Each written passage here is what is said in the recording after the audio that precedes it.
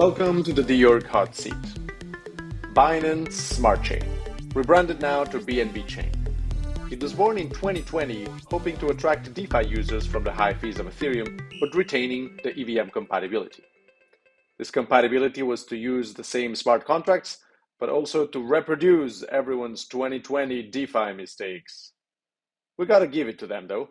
From opportunistic origins, they have risen to be the EVM chain with more users, or at least more addresses. What's also interesting is that they don't need to spend energy on the consuming protocol discussions of Ethereum, because they will anyway implement them down the line to maintain compatibility. So they can focus on building another set of tools on top. Victor from the Greenfield team is building one of such tools, the centralized storage, with billing built in and a very interesting mix of validators, some of them professional, but leaving space for true decentralization with smaller operators with home-based connections. This was a very explanatory episode, where we will go deep into the weeds of the BNB plans for the future and even deeper in how Greenfield works. We like to go deep into these topics, so if you like it too, consider subscribing or following, depending on the platform, so we can continue bringing you content like this. Now, who knows, maybe this podcast will be soon hosted in the centralized storage too. Victor from Greenfield explains how it would work. Thank you very much for inviting me. Great to be on the dOrg. I guess we'll put it a little bit to have a broader discussion about what BNB Chain is and how is it different from others, and what kind of value the developers and the users can derive from it. And later on, we'll get a little bit more into the newly released, I guess, BNB Greenfield, which is the decentralized storage. This is mainly the project that I'm working on, and but you can later on ask me questions about anything on the ecosystem, just not when to buy Bitcoin, because my answer will be always. So let's talk about a little bit further, a little Web3. There is a lot of confusion, or when we talk about Web3 or blockchain, everyone likes to talk about either NFTs or DeFi. From our perspective, though, as a platform, we tend to look a little bit broader and think about it as a new cloud in a way, if we look at 15 years ago. So if you look at the technology itself, then you should look at it as a cloud infrastructure. So eventually, everything will move to blockchain in one way or another. It just will be the storage, the cloud computing. So instead of AWSs and GCPs, eventually this will be decentralized and stored and computed everywhere around the world, and not just by the fan companies. And primarily this is because eventually the capacity that is needed for this and the regulation will just force this change to happen. And users also want to be the owners of the data. A lot of the governments don't allow the data to move or to be stored in particular countries. So this all moves towards it.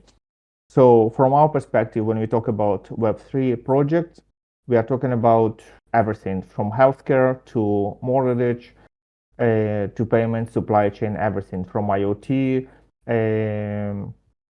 to sensors, essentially everything that you can imagine right now working in the cloud infrastructure. From our perspective, this is the target audience for to move to the blockchain. And so why is BNB Chain? So BNB Chain is initially started in 2020 as a clone of Ethereum network, but since then it's sort of become a superset of Ethereum. So from all the forking and all the features, it is fully backward compatible eventually. So everything that is happening on Ethereum eventually becomes on the BNB chain as well. But as on top of it, what you get is because the chain is a little bit different from the security perspective and the number of validators and how it works, because it's proof of authorized authority, authorized staking, and not proof of stake, regular Ethereum. So it's a little bit more stricter on the security in terms of who can be the validator. And because the number of the validator is much smaller, we can implement different improvements over the consensus, which is not possible usually on the Ethereum because it's just there are too many validators there, and to get to some kind of agreement between the validators takes too much time and resources. So this is why, in general, BNB Chain is the most performed in the EVM world. We have implemented over the past 2 years several improvements, both in terms of the fast finality, which is now 3 seconds and is going to be reduced even further. So finality is when is your actual block cannot be reversed. So if you put it to comparison, Ethereum now is 15 minutes. And also parallel EVM. And this is very similar to even to Solana world. If somebody knows how the Solana operates, is that all the transactions are executed in parallel. So this makes the network, increases the throughput much higher. So this is the variation of it, and which makes the overall blockchain throughput very fast. And naturally, even for the projects that want to go beyond that, BNB Chain has been introducing several scalability solutions, or L2s. And they start from zkBNB, which is a zero-knowledge rollup, and also now Optimistic BNB, which has also been announced a month ago, I think, a few weeks ago, but is soon to be on the testnet as well. So as the whole ecosystem, you get sort of like everything that you get on Ethereum and plus. And what is it? Is exactly the plus is the users. So BNB Chain is 3 times has more users than Ethereum, and even more, up to 10 times than smaller networks like Avalanche. But in general, this is the most sort of like crowded network among all the blockchains, both in terms of daily active users and in terms of transactions. So it means that from the project perspective, essentially, when you come to it, it's you have the users like to be able to adopt your product or your services. And from the user's perspective, it's again, it's like similarly, it's a networking effect. If you want to go to some kind of application, you want to use it like social network, you want to go where all your friends are and not like 1 or 2. So this is generally like depends, like naturally your grandma is either of them. But if you talk about like Web3 community, then most of it resides in the BNB chain.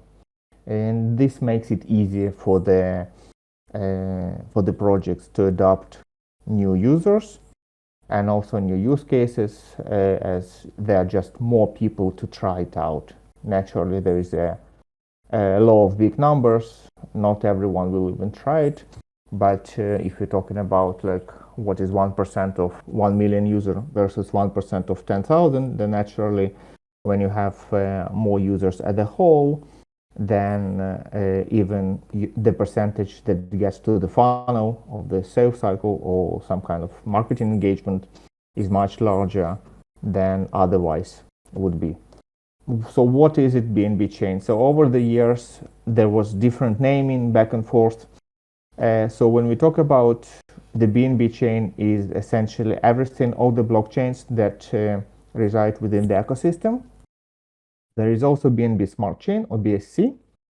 This is essentially the EVM compatible smart contract network. This is the Ethereum, so to speak. This is where the smart contracts live, and this is the main blockchain with which users interact. There are different rollups on top of it, essentially scaling it up. as I mentioned, Ziki, optimistic, and it's not restricted to one. You can have several Ziki or several optimistic, just as you have in Ethereum. And recently, we have introduced a decentralized storage to be able sort of like to support all this compute from the storage perspective. If you look at similar to Amazon AWS, then up until now we had sort of like different variations of compute machines, either it's E2 or lambdas, and now we have S3 to support all this. This is now become to testnet, but very soon it will reach the mainnet, and this will essentially compete with the decentralized storage as well as decentralized for like initially probably for the Web3 projects, but later on we'll see maybe even for the traditional cloud projects. So how is it different and what does it do? So the main difference, if we put all the marketing aside, the main difference is that you actually can own the data and you can trade it, or you can change the metadata, or essentially the ownership or the permissioning. And simply put, it is that you have a file, you can upload it, similar to you can do what you can do to IPFS and Filecoin today and Arweave. But what you can do is you can connect this file to the smart contract which runs on the BNB Smart Chain and change its metadata. And later on, we'll be able, in the second phase, you'll be even able to do data processing. Right now, though, essentially you can do is build very easy, sort of like a Dropbox or a Google Docs with so you can change files, you can share it, you can update it, everything within the Web3. So you don't really need to go to the traditional cloud. Everything can be done within the Web3, and this is the sort of like the innovation of it. When we compare it to others, there are several differences that are worth noticing. So on the availability proof, more or less everyone has a variation of it. So everyone checks that indeed the data is there. So this is more or less the same everywhere. The main difference comes at programmability, where the data itself or the files can actually be now programmed through the EVM network with the BSC, BNB Smart Chain. It supports delete for the ones who, so for instance, Arweave does not. And it very similar to or exactly the same essentially as AWS S3 from the billing and fees perspective. And this is essentially has very big implications in terms of the whole ecosystem. And to understand why, you need to understand how the current decentralized storage works. Essentially, you're paying only for the storage.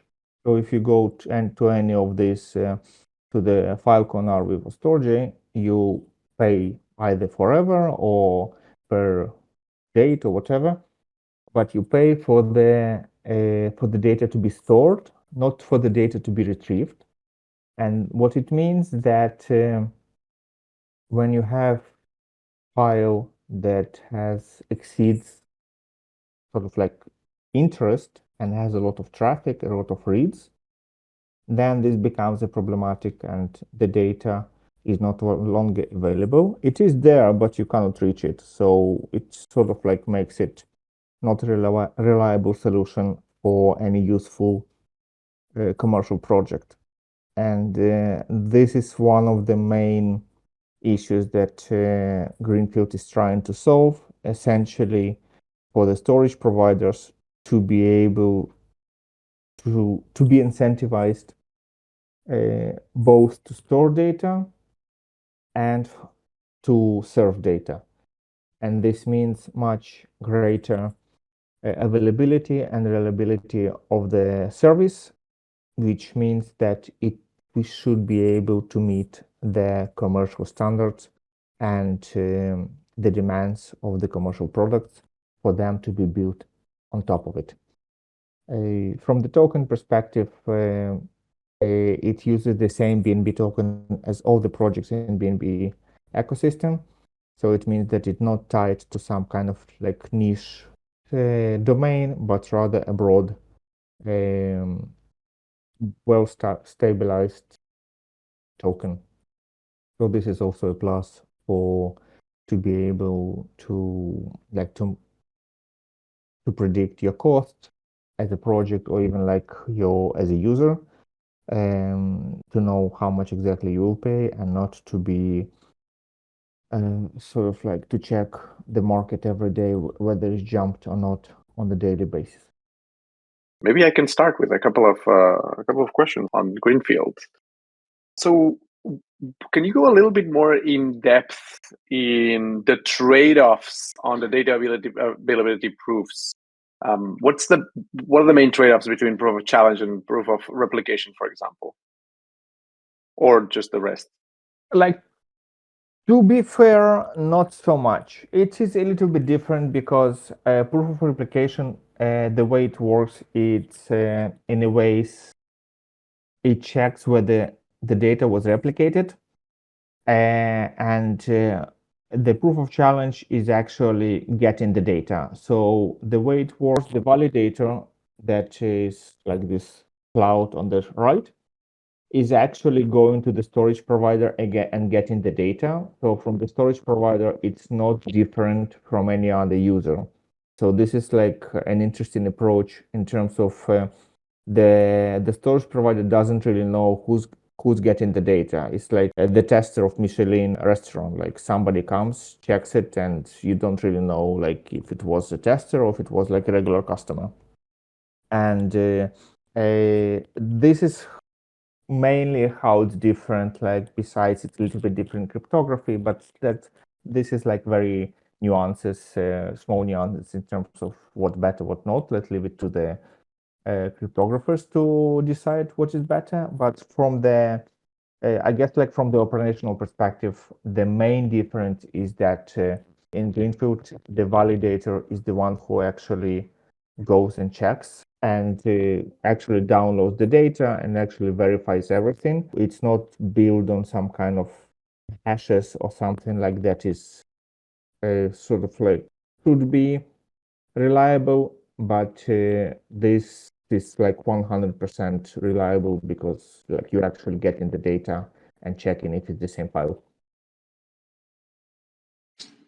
Okay, perfect. So I guess a follow-up question on this.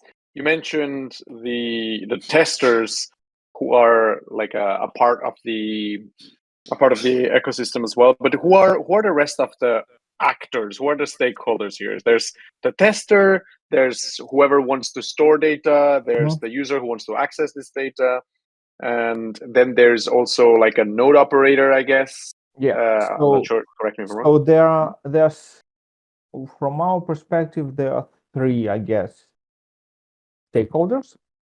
So there are storage providers.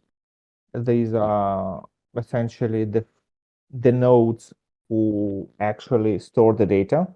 They are the ones who actually like put it and split it and whatever, and make sure that it is replicated to any other storage providers.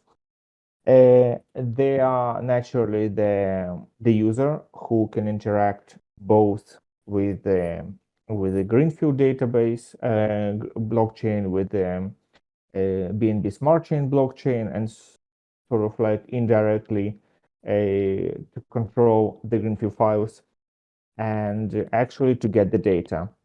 Also, one big aspect of it that the data is downloaded directly from the storage provider to the actor.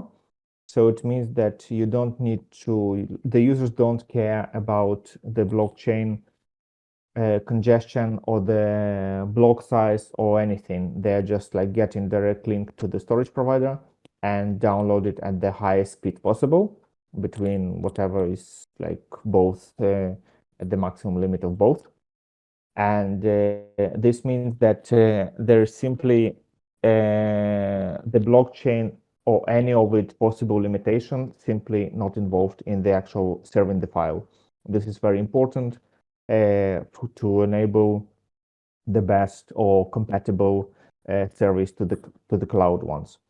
And the last stakeholder is the validator. So they are the one who operate or build the Greenfield blockchain. And from our perspective, Greenfield blockchain is just, it's in a way, it's just a billing system. It's similar to Bitcoin in a way that it just holds who owns whom for the storage, for the traffic, and this is just continuous and date and balances are being deducted on the block level.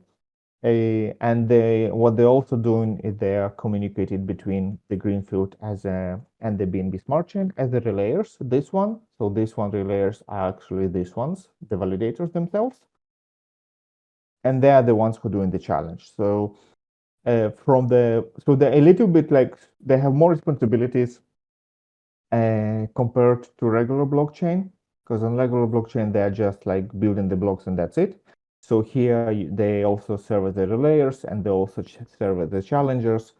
So they have much more responsibility, but also naturally much more reward because all these lines eventually get rewarded for the operation, and thus like sort of like this makes the whole system sustainable. Right. Thank you. Thank you very much. So we got the validators who perform roles like the testing and also the billing and the tracking of the usage of the storage. Then we have the user who has two roles. It can be storing data or it can be retrieving data. And then we have the storage provider. Is that correct? Yeah, and the user can also interact. So essentially, it can also change the permission of the data. So this is Right. so Okay. it doesn't make it only the storage system. It also makes it like you can share the file to separate people. You can remove the access. So for instance, this something like Spotify, for instance, if you own, like if you created your own podcast, for instance, and then people could get access to it through the BNB Smart Chain. They will pay you a little bit of tokens, and then you will provide them access to this file with some kind of expiration, and they will be able to hear it. You'll get money for the like sort of like royalty for listening, and deducted from that amount, the money will be deducted for the storage and for the traffic. And this is how essentially the billing model works in terms of flows. So each user in the system has inflow, the royalty, so to speak, from the monetization of the data, and the outflow. The outflow would be for the actual operation, like for the storage and for the traffic that is being used by your users. And eventually, like your net flow is the like how much money you get minus how much money it's like balance sheet eventually, like from the like traditional finance. Right. That slide is great. That's very clear when you see it here. That was actually going to be my next question. So I just have one last question on Greenfield, and it's about the storage providers. What are the requirements for being a storage provider? In terms of bandwidth, in terms of minimum amount of storage that you provide? So there are two types. There are two types of storage providers. There are primary storage provider and secondary storage provider. So the primary storage provider is the one who is actually serve the data. So they need like to have more capacity in terms of network and in terms of file storage, because they need to have store the full chunks. And the secondary storage provider is just used for replication. So for instance, if you upload the file to the Greenfield network, then it is being split, and like the chunks are being replicated to the secondary storage provider just in case. But all your interaction will be with the primary storage provider, which you can choose depending on the pricing, depending on the terms and conditions, like this kind of stuff. So the idea is that the primary storage provider will generally be established businesses in the cloud industry, because you would have to have like an actual cloud rack for this. So it doesn't have to be like stadium-sized Google servers, but it has to be like a few racks, like a room or something. So it still costs money, like I guess. So it's for people who actually run the business out of it and operate it in the responsible like way, I guess. Because again, this is the storage provider, similar to validators, put the stake. So like they need to stake a token, and then if they don't meet their own terms and conditions, then this stake is being slashed. So this is like in similar to regular proof of stake system. So this is why naturally they need to be like responsible in terms of bandwidth, in terms of storage, in terms of everything. The secondary storage provider can be anyone, because the chunks are very small. They're 16 megabyte. So essentially, even you can put some like your old computer, a few hard drives, and you can set up a secondary storage provider and participate in the network as a replicating node. You don't have to serve anyone. You just, from time to time, you are being challenged that the data is there, and that's it. So this is the main, I guess, differentiation between both in terms of requirements and both in terms of type of sort of like of users or types of operation. And from the primary storage provider, it needs to have, it's similar to the node of the validator. So currently, when you want to have a validator node, so you have to have a traffic, you have to have enough both bandwidth and the storage. So from the IT requirement, it is the same. We currently think it will be exactly the same. Just you have to have much more storage, because this is what you're like mostly be using up. But like if we are talking about if it's some kind of large, extra large, tool extra large, and this kind of stuff, if when we talk about cloud perspective, then it should be the same. So like if you are in the validator business, so to speak, you can participate as either as validator of the Greenfield or the storage provider, or as both. Fantastic. Perfect. Thank you very much. That was a very, very detailed answer. Do you need to be running a BNB node in order to be a storage provider? I would say no, because it's a different node. So there are BSC, like BNB Smart Chain network, which runs BNB Smart Chain node to build the BSC network. But similarly, you have Greenfield blockchain. So it is in a way similar blockchain. So you have to have a node. It just will be a different node, and the validators are not the same naturally. Gotcha. So like, but in a way, it's similar. It's very similar, because like it's also built on Cosmos SDK, just like on the newest one.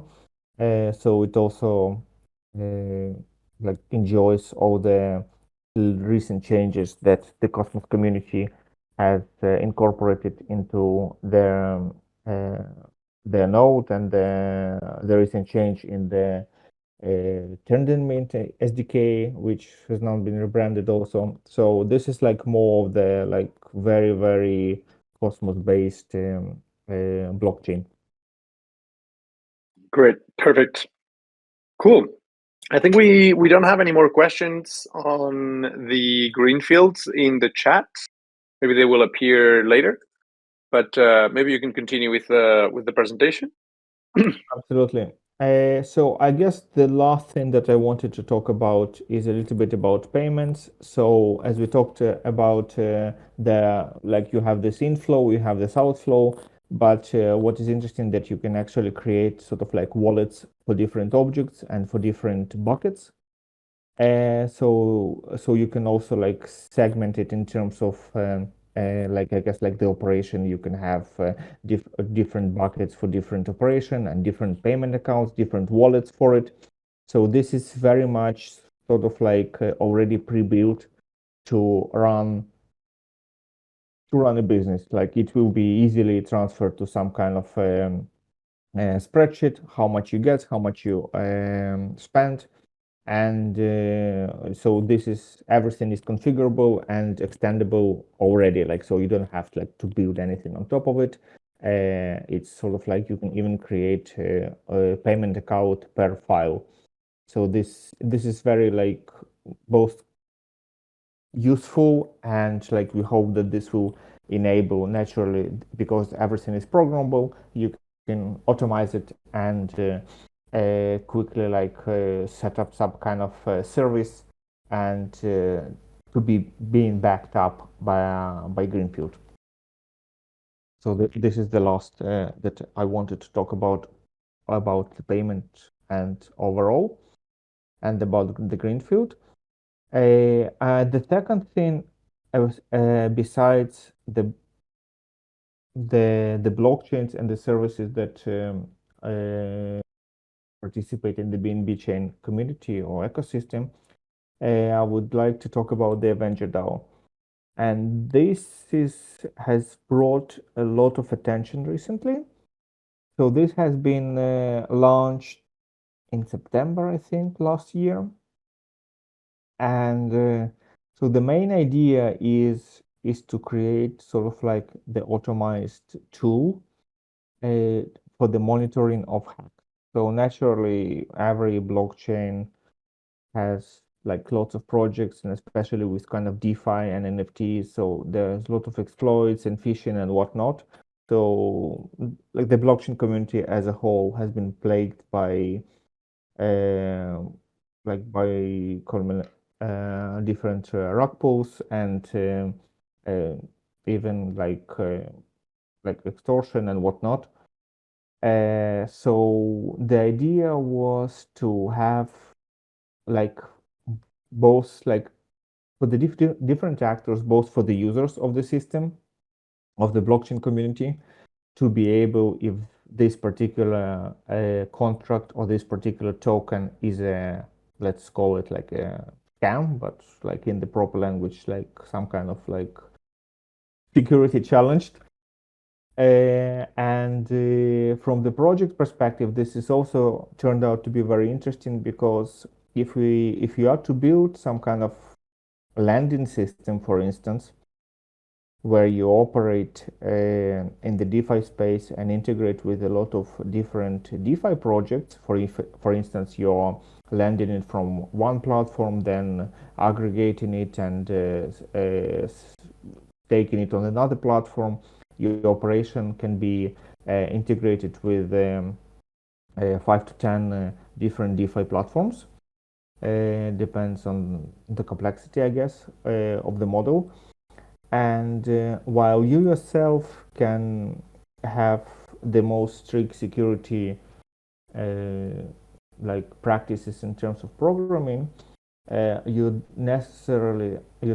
don't know what happens with other projects. And we've seen like over the last years what thought to be like big projects with a lot of traction, a lot of users, in the end when they got hacked, and after the sort of like post-mortem to understand how this happened, this was just like because of like some foolish things that could have been avoided. And in fact, like most of it, like 90% of the hacks can be avoided, but unfortunately not. Like this is just like from poor practices. And so what AvengerDAO does is essentially automatically both scans the smart contracts and creates sort of like a notification system for the projects to understand if any of the projects that you're communicating with is being hacked, so you can automatically shut down that operation and not to be liable to somebody else hack. And this turned to be very fruitful to sort of like stop or to reduce the chain reaction across the ecosystem when you have a big project fail. So for instance, like Luna last year, so this was a huge project and there were a lot of DeFi projects also like built on top of it, and this created like the whole cascading effect. So this sort of like was created as an aftermath of that event, and to avoid such things in the past. So naturally things will be hacked in the future. Nothing is impenetrable, but this particular tool that is working on the BNB chain is intended, especially for the DeFi projects, to be sort of like another line of defense against malicious actors and like this kind of stuff.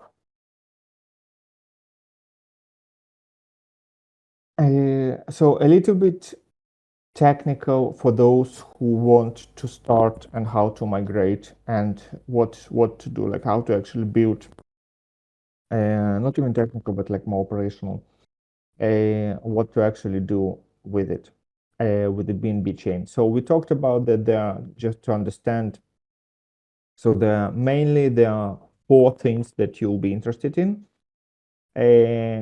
Primarily, I guess you would be interested in BNB Smart Chain. This is where you would upload your smart contracts.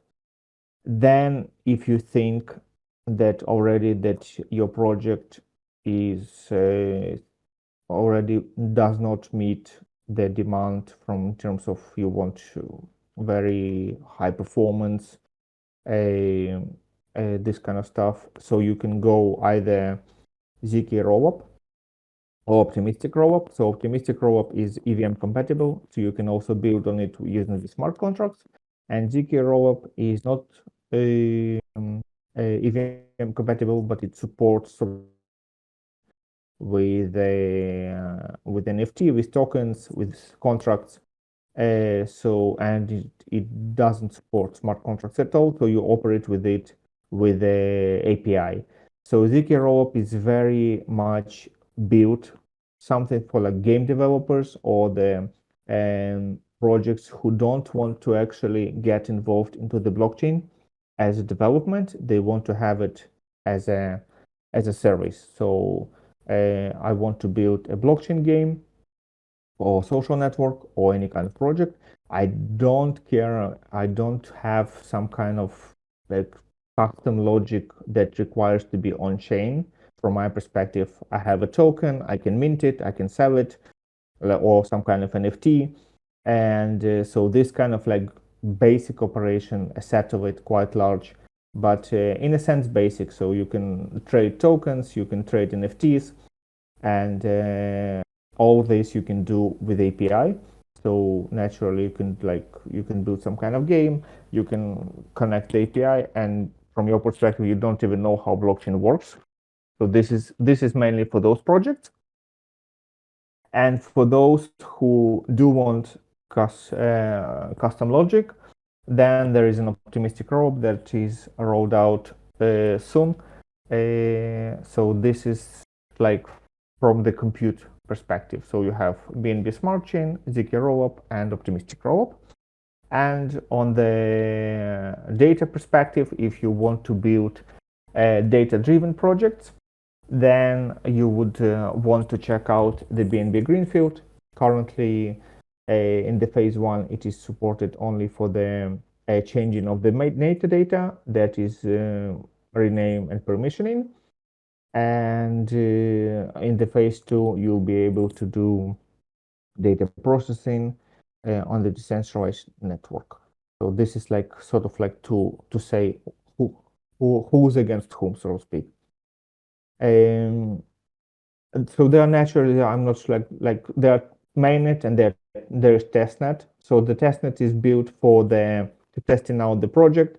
The mainnet is like your production system. That is where the real money works and the real users. To get the testnet money or the BNB token, you need a faucet. So these are the faucets that you need to go to get testnet BNB. So this is not real money. You can not really spend it anywhere. This is just for the testing to pay for the interaction with the testnet. So for the BNB Smart Chain, you have a faucet for the testnet of BNB Smart Chain, and for the Greenfield, you have another faucet. Why do you have different faucets? Because it's just Greenfield has only been developed. Usually, you would have one. So eventually, this will be combined together, and this will be the same testnet BNB. Currently, it's being split, but I guess like in a few weeks or come in 1-2 months, they will be combined, and there will be only one faucet and only one BNB. Currently, you just need to understand that this is two different faucets, two different testnet BNB. You need some kind of IDE or programming environment. You can do Redux, you can do Visual Studio, depends on your preference and knowledge or whatever you've been using before. And on the Greenfield, there are several smart contracts that you can clone and use on the BNB Smart Chain.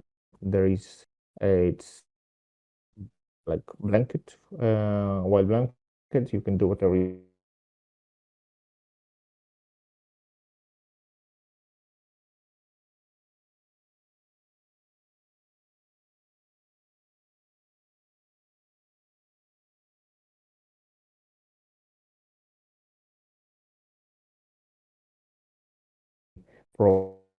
problems that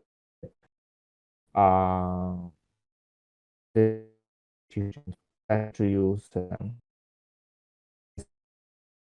in terms of smart contract development. There are a lot of development tools have been developed because it is EVM compatible. So all the tools that are in the available in Smart Chain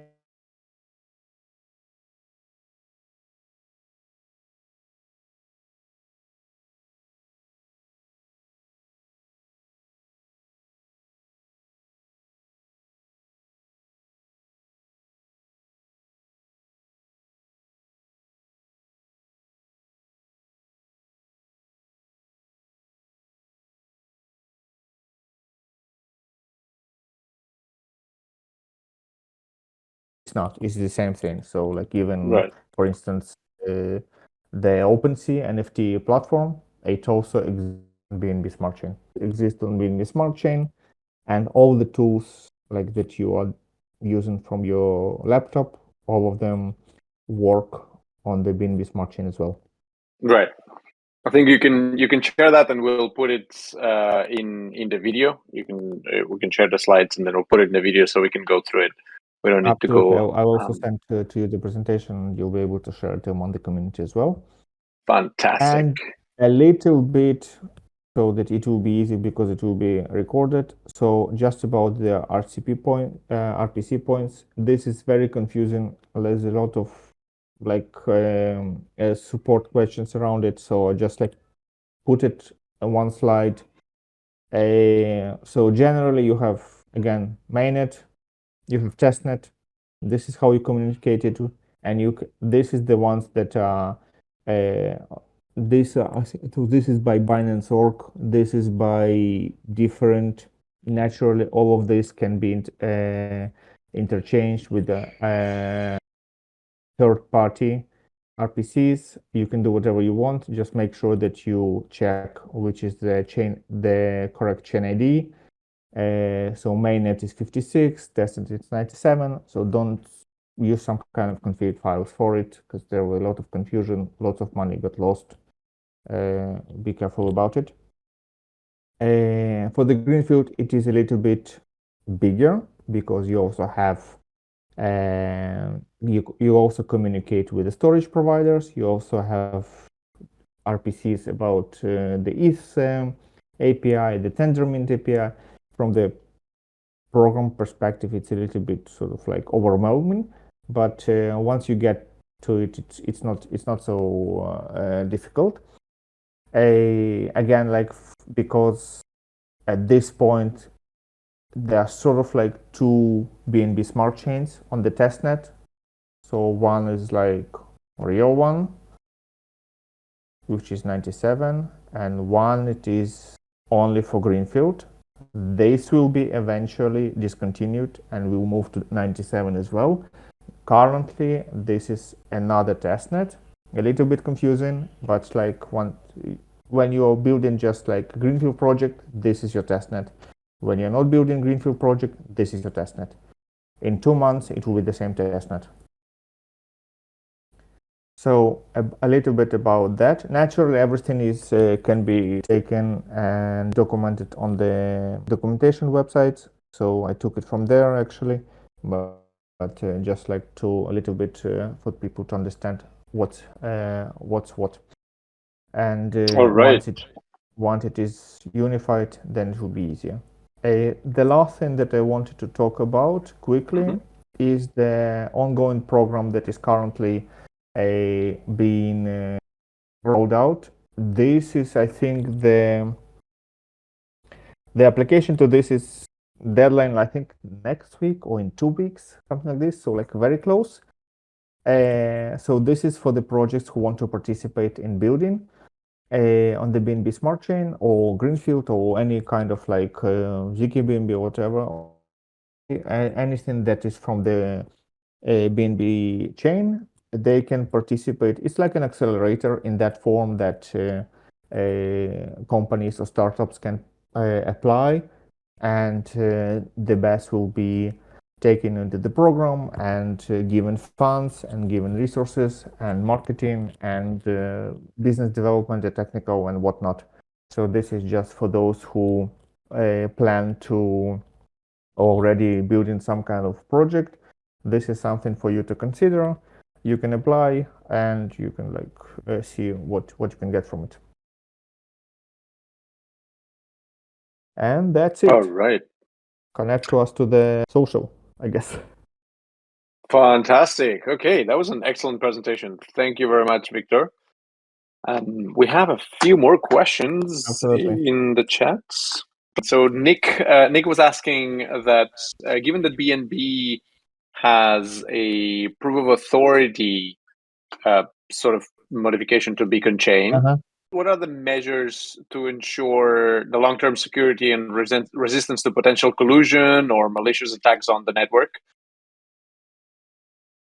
So the main currently idea is we are aiming to, first of all, to increase more. So currently it's like 40 something, and this will be increased up to 100 by the end of the year. The idea is that it's sort of like actually works the other way because people need to,